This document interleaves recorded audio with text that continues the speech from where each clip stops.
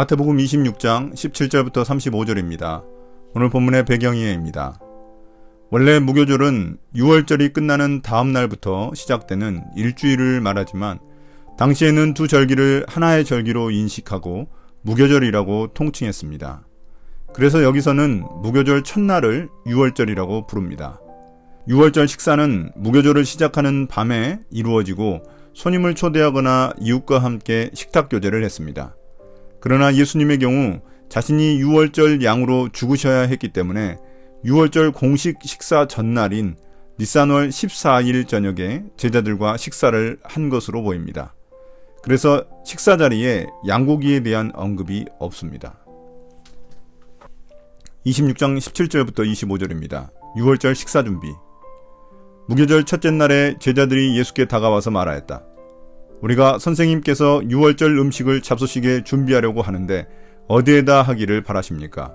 예수께서 말씀하셨다. 성 안으로 아무를 찾아가서 선생님께서 말씀하시기를 내 때가 가까웠으니 내가 그대의 집에서 제자들과 함께 6월절을 지키겠다고 하십니다 하고 그에게 말하여라. 그래서 제자들은 예수께서 그들에게 분부하신 대로 하여 6월절을 준비하였다. 저녁 때가 되어서 예수께서는 12제자와 함께 식탁에 앉아 계셨다. 그들이 먹고 있을 때 예수께서 말씀하셨다. 내가 진정으로 너희에게 말한다. 너희 가운데 한 사람이 나를 넘겨줄 것이다. 그들은 몹시 걱정이 되어 저마다 주님, 나는 아니지요 하고 말하기 시작하였다. 예수께서 대답하셨다. 나와 함께 이 대접에 손을 담근 사람이 나를 넘겨줄 것이다. 인자는 자기에 관하여 성경에 기록되어 있는 대로 떠나가지만 인자를 넘겨주는 그 사람은 화가 있다. 그 사람은 차라리 태어나지 않았더라면 자기에게 좋았을 것이다. 예수를 넘겨줄 사람인 유다가 말하기를 선생님 나는 아니지요 하니 예수께서 그에게 내가 말하였다 하고 대답하셨다. 무교절 첫째 날, 즉 6월절 첫날 제자들이 예수님께 6월절 먹을 음식 준비를 어디에 할지 물어봅니다. 예수님은 성 안에 들어가 누군가에게 자신의 때가 가까워서 6월절을 지키겠다고 부탁하라고 말씀하십니다. 그래서 제자들은 예수님의 지시대로 6월절을 준비합니다. 이제 저녁이 되어 예수님은 제자들과 식탁에 앉아 6월절 식사를 하십니다. 그때 예수님이 제자들 중 한 사람이 배신하여 자신을 종교 지도자들에게 넘겨줄 것이라고 말씀하십니다. 제자들은 당황하며 자신들은 아닐 거라고 말합니다.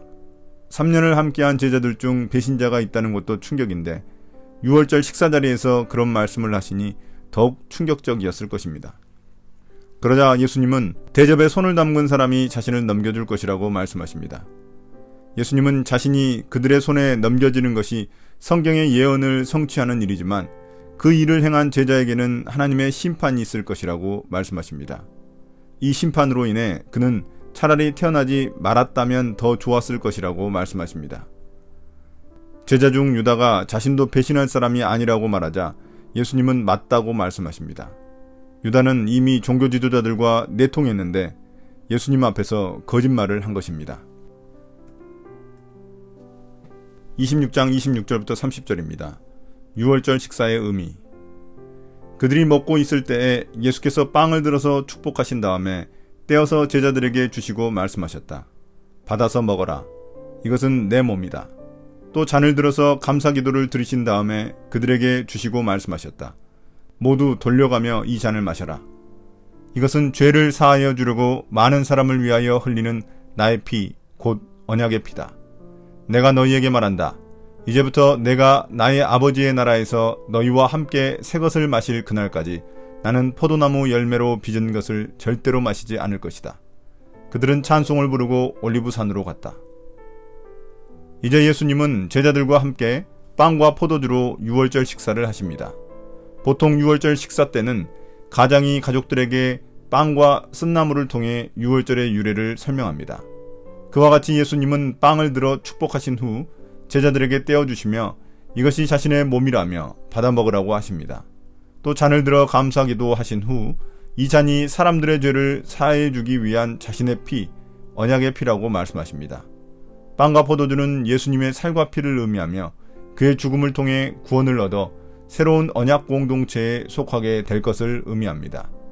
마지막으로 예수님은 영원한 하나님의 나라에서 제자들과 함께 잔치를 벌이며 새 포도주를 마실 그날까지 포도주를 마시지 않을 것이라고 말씀하십니다. 예수님의 십자가 죽음 이후에 영원한 하나님의 나라 잔치가 있을 것을 예고하시는 것입니다.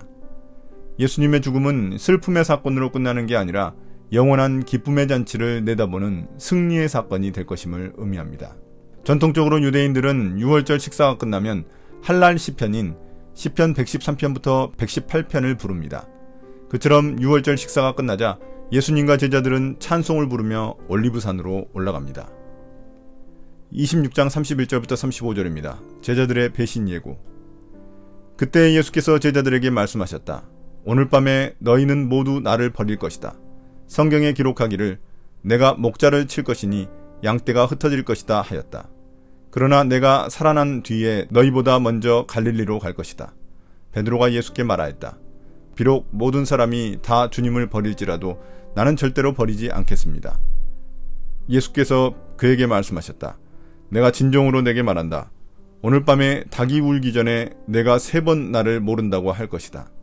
베드로가 예수께 말하였다. 주님과 함께 죽는 한이 있을지라도 절대로 주님을 모른다고 하지 않겠습니다. 그리고 다른 제자들도 모두 그렇게 말하였다. 이제 예수님은 제자들과 함께 올리브산으로 이동하는 도중 불편한 진실 하나를 말씀하십니다. 스가랴서 13장 7절의 말씀처럼 제자들이 모두 예수님을 버리고 도망갈 것이라고 말씀하십니다. 또한 자신이 부활하면 제자들보다 먼저 갈릴리에 가 있을 것이라고 말씀하십니다.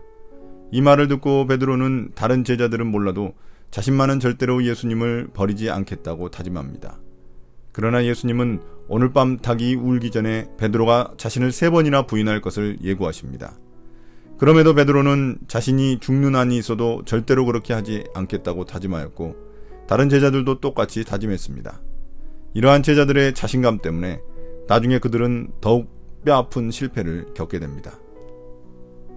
오늘의 묵상 포인트입니다. 첫 번째, 예수님은 어떤 분입니까? 예수님은 유월절 식사를 통해 제자들에게 자신의 죽음을 예고하시고 그 죽음의 의미를 밝히십니다. 빵은 십자가에서 찢기신 예수님의 몸을 상징하고 포도주는 십자가에서 흘리신 예수님의 피를 상징합니다. 그분의 몸과 피를 먹고 마심으로써 우리는 죄 용서함을 받고 주님과 새 언약의 관계 속으로 들어가게 됩니다.